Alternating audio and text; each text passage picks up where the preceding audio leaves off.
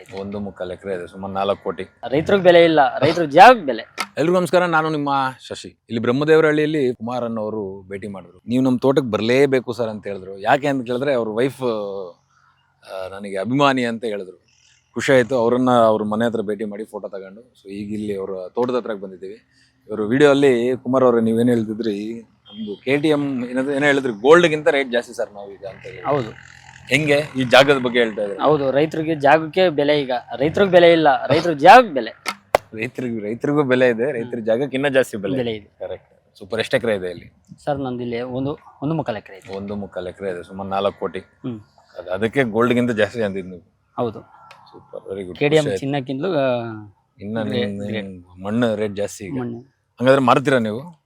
ಯಾವ ಕಾರಣಕ್ಕೂ? ಯಾವ್ದ ಕಾರಣಕ್ಕೂ ಮಾರಲ್ಲ. ಇದು ಇದಾಲೆ 7 ತಲೆಮಾರು ಆಸ್ತಿ. 7 ತಲೆಮಾರು ಆಸ್ತಿ. Super, very good, very good, very good. ನಿಮ್ಗೆ 2 ಜನ ಮಕ್ಕಳು? 2 ಮಕ್ಕಳು, ಒಂದ್ ಸಣ್ಣ ಮಗು, ಒಂದ್ ದೊಡ್ಡ ಮಗು. ನೀವೀಗ ಟೊಮೆಟೊ ಹಾಕಿದ್ರ, ನಿಮ್ ಎಕ್ಸ್ಪೀರಿಯನ್ಸ್ ಹೆಂಗಿದೆ? ಏನ್ ಕೈಯಲ್ಲಿ ನೀವು 1-2-3 ಪ್ರಾಡಕ್ಟ್ ಇಟ್ಕೊಂಡಿದ್ರೆ? ಗ್ರೋಫಿಟ್ ಮತ್ತೆ ರೂಟ್ಜನ್. ಇದಕ್ಕೆ ಫಸ್ಟ್ ಡ್ರಿಂಚಿಂಗ್ ಮಾಡಿಸ್ತೆ. ಟ್ರೈಕೋವಿರು, ಬ್ಯಾಕ್ಟೋಶಿಲ್ಡ್, ಗ್ರೋಫಿಟ್, ವಿಗರ್ ರೂಟ್. ಅದ್ರ ಬಗ್ಗೆ ನನ್ಗೆ ಏನು ಅಂತ ಗೊತ್ತಿಲ್ಲ. ಬಿಡ್ತಿದಾಗ ಇವ್ರು ಬಂದ್ರು. ಹೌದಾ? ಇದು ಏನು ಬಿಡ್ತಾ ಇದೀನಿ ಅಂತ ಕೇಳಿದ್ಕೆ ಸಾಯೋದಕ್ಕೆ ಮತ್ತೆ ಗಿಡ ಡೆವಲಪ್ಮೆಂಟ್ ಕೊಟ್ಟಿರೋದು ಇದು ಬಿಡು ಅಂತ ಹೇಳ್ಬಿಟ್ಟು ಹೋಗಿ.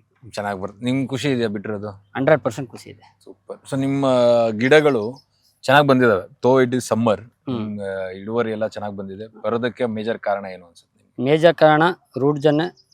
ಮೇಜರ್ ಕಾರಣ ಯುಮಿಕ್, ಫಲ್ವಿಕ್ ಗಿಡ ಯಾವಾಗ ವೈಟ್ ಬೇರ್ ಬಿಡ್ತು, ಡೆವಲಪ್ಮೆಂಟ್ ಆಯ್ತು, ಇದೇ ಕಾರಣ. ಈ ಗ್ರೋಫಿಟ್ ತುಂಬಾ ಹೆಲ್ಪ್ ಮಾಡಿರುತ್ತೆ. ಇದು ಕನ್ಸಾರ್ಷಿಯಂ ಅಂತ ಕರಿತೀವಿ. ನೈಟ್ರೋಜನ್, ಫಾಸ್ಫರಸ್, ಪೊಟ್ಯಾಷಿಯಂ, NPK ಐತೆ. ನೀವು ಇಂದಿನ ಟೈಮಲ್ಲಿ ಜಾಸ್ತಿ ಗೊಬ್ಬರಗಳು ಹಾಕಿರ್ತೀರಿ, 19 20 ಏನೋ ಒಂದು ಕೆಮಿಕಲ್ ಫರ್ಟಿಲೈಸರ್ಸ್ ಹಾಕಿರ್ತಾರಲ್ಲ, ಅದೆಲ್ಲ ಅನ್ಅವೈಲಬಲ್ ಫಾರ್ಮ್ಗೆ ಹೋಗ್ಬಿಟ್ಟಿರುತ್ತೆ. ಅಂದ್ರೆ ಗಿಡಕ್ಕೆ ಸಿಗಲ್ಲ.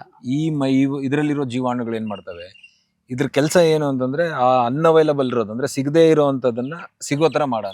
ಇನ್ನು ಸಿಂಪಲ್ ಆಗಿ ಹೇಳ್ಬೇಕಂದ್ರೆ, ಈಗ ದಾಳಿಂಬೆ ಕಟ್ ಮಾಡಿ ಸಿಪ್ಪೆ ಸುಳಿದು ಬೀಜ ಹೆಂಗ್ ಕೊಡ್ತೀವಿ, ಆ ತರ ಬಾಳೆಹಣ್ಣು ಸಿಪ್ಪೆ ಸುಳಿದು ಹಣ್ಣು ಹೆಂಗ್ ಕೊಡ್ತೀವಿ, ಆ ತರ ಲಾಕ್ ಆಗಿರ್ತಾವ ನ್ಯೂಟ್ರಿಯೆಂಟ್ಸ್. N2O5 ಫಾರ್ಮ್ ಅಲ್ಲೆಲ್ಲ ಆ ಲಾಕ್ ಆಗಿರೋದನ್ನ ಓಪನ್ ಮಾಡಿ ಕೊಡೋ ಅಂತ ಪ್ರಯತ್ನ ನೀವು ಹಾಕಿರೋ ಟ್ರೈಕೋವಿರ್ ಆಗಿರ್ಲಿ, ಬ್ಯಾಕ್ಟೋಶಿಲ್ಡ್ ಆಗಿರ್ಲಿ, ಗ್ರೋಫಿಟ್ ಆಗಿರ್ಲಿ, ರೂಟ್ಜನ್ ಆಗಿರ್ಲಿ, ಎಲ್ಲಾ ಪ್ರಾಡಕ್ಟ್ಗಳು ಮಾಡ್ತವೆ. ಮತ್ತೆ ನಿಮ್ಮ ಮಣ್ಣಲ್ಲಿ pH ನ ಚೆನ್ನಾಗಿ ಮೇಂಟೈನ್ ಮಾಡ್ತವೆ. ಯಾವತ್ತು ಮಣ್ಣಲ್ಲಿ pH ಚೆನ್ನಾಗಿರುತ್ತೋ ಅವಾಗ ಮಣ್ಣಲ್ಲಿ ಜೀವ ಇದೆ ಅಂತ ಅರ್ಥ. ಮಣ್ಣಲ್ಲಿ ಯಾವಾಗ ಜೀವ ಇರುತ್ತೋ ನೀವೇನೇ ಗೊಬ್ಬರಗಳು ಕೊಟ್ರು ಗಿಡ ಇಟ್ಕೊಳ್ಳುತ್ತೆ, ಡೆವಲಪ್ಮೆಂಟ್ ಆಗುತ್ತೆ, ಡೆವಲಪ್ಮೆಂಟ್ ಚೆನ್ನಾಗುತ್ತೆ. ಸೊ ನೀವು ಈ ಕಡೆ ಇರೋದು ಸೆಕೆಂಡ್ ಬೆಡ್ ಅಂತ ಹೇಳಿದ್ರಿ. ಅದೇ ಬೆಡ್ಗೆ ನೀವು 2ನೇ ಬೆಡ್ಗೆ ಬೀನ್ಸ್ ಹಾಕಿರೋ ಬೆಡ್ಗೆ ಮತ್ತೆ ಟೊಮೊಟೊ ನೆಟ್ಟಿದ್ದೀನಿ. ಪರವಾಗಿಲ್ಲ, ಇಳುವರಿ ಪರವಾಗಿಲ್ಲ. ಈಗ ವಿಲ್ಟ್ ಪ್ರಾಬ್ಲಮ್ ಏನಿಲ್ಲ. ಸಾಮಾನ್ಯವಾಗಿ ಸೆಕೆಂಡ್ ಬೆಡ್ ಹಾಕಿದಾಗ ವಿಲ್ಟ್ ಪ್ರಾಬ್ಲಮ್ ಜಾಸ್ತಿ ಇರ್ತವೆ. ಮತ್ತೆ ನೆಟ್ಟದಾಗಲೇ ನಿಮ್ದು ಟ್ರೈಕೋಡರ್ಮಾ ಡ್ರಿಂಚಿಂಗ್ ಮಾಡೇ ನೆಟ್ಟಿಸಿದ್ದು. ಟ್ರೇಗಳನ್ನು ಅದಿದ್ರೆ ನೀವು ಇಲ್ಲ, ಡ್ರಿಂಚಿಂಗ್ ಮಾಡ್ಬೋದು ಡೈರೆಕ್ಟ್ ಆಗಿ. ಗಿಡ ನಾಟಿ ಮಾಡಾದ್ಮೇಲೆ ಡ್ರಿಂಚಿಂಗ್, ಮಾರನೆಗೆ ಡ್ರಿಂಚಿಂಗ್ ಮಾಡ್ಬೇಕು. ಅದು ನಿಮ್ಗೆ ತುಂಬಾ ಒಳ್ಳೇದು ನೀವು ಮಾಡಿರೋದು. ಯಾಕಂದ್ರೆ ಹಳೆ ಕ್ರಾಪ್ ಏನಾದ್ರು ರೋಗಗಳಿದ್ರೆ ವಿಲ್ಟು ಬ್ಲೇಟು ಈ ಕ್ರಾಪ್ ಬರ್ದೇ ಇರೋ ತರ ಹೆಲ್ಪ್ ಮಾಡಿ. ಮತ್ತೆ ಇನ್ನೊಂದು ಏನ್ ಹೇಳಿದ್ರೆ, ಬೀನ್ಸ್ ಆದ್ಮೇಲೆ ಟೊಮೊಟೊ ಹಾಕಿದ್ರಲ್ಲ, ಅದು ಒಳ್ಳೇದೇನೆ. ನೀವು ಗೊತ್ತು ಮಾಡಿದ್ರೋ ಗೊತ್ತಿಲ್ಲದೆ ಮಾಡಿದ್ರೋ ಗೊತ್ತಿಲ್ಲ, ಬೀನ್ಸ್ ಲೆಗ್ಯೂಮ್ ಕ್ರಾಪ್ಸ್ ಅಂತೀವಿ, ಕಾಟಿಲಿಡನ್ಸ್, ದ್ವಿದಳ ಧಾನ್ಯ.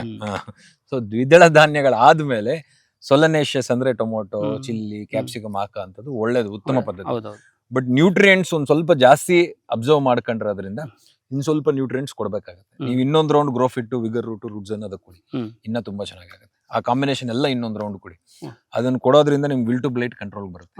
ಕರೆಕ್ಟ್ ಅಲ್ಲ? ಆ ವಿಲ್ಟು ಬ್ಲೈಟ್ ಮಾತ್ರ ಅಲ್ಲ, ಎಲ್ಲಾ ತರದ ಪೋಷಕಾಂಶಗಳು ಗಿಡಕ್ಕೆ ತಲುಪುವಂತ. ಫರ್ಟಿಲೈಸರ್ ಜೊತೆ ಕೊಡಲ್ಲ, ಇಲ್ಲ ಸಪರೇಟ್ ಫರ್ಟಿಲೈಸರ್ ಜೊತೆ ಕೊಡಕ್ ಹೋಗ್ಬೇಡಿ. ಇದನ್ನ ಫರ್ಟಿಲೈಸರ್ ಜೊತೆ ಕೊಡಿ, ಪ್ರಾಬ್ಲಮ್ ಇಲ್ಲ. ಏನ್ರ ಜೊತೆ ಆದ್ರೂ ಕೊಡಿ ಇದನ್ನ. ಬಿಕಾಸ್ ಇದು ಬಯೋಸ್ಟಿಮ್ಯುಲೆಂಟ್ ಅಂತ ನಾವು ಕಾಫಿ ಕುಡಿತೀವಲ್ಲ, coffee is a stimulant. Coffee ಕುಡಿದ ತಕ್ಷಣ ತಲೆಗೆ ಕಿಕ್ ಹೊಡಿಯುತ್ತೆ, ಬಗ್ ಅನ್ನತ್ತೆ. ಕರೆಕ್ಟ್ ಅಲ್ವಾ?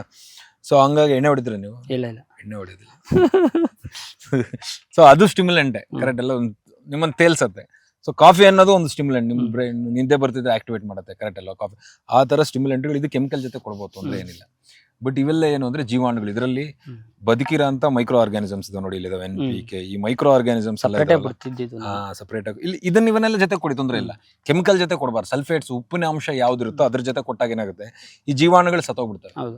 ಸೊ ಇದನ್ನ ಚೆನ್ನಾಗಿ ನೀವು ಕಲ್ಚರ್ ಮಾಡ್ಕೊಂಡು ಭೂಮಿಗೆ ರೆಗ್ಯುಲರ್ ಆಗಿ ಕೊಡ್ತಾ ಇರೋದ್ರಿಂದ ನಿಮ್ ಗಿಡಗಳು ತುಂಬಾ ಸಖತ್ತಾಗಿ ಬೆಳೀತವೆ.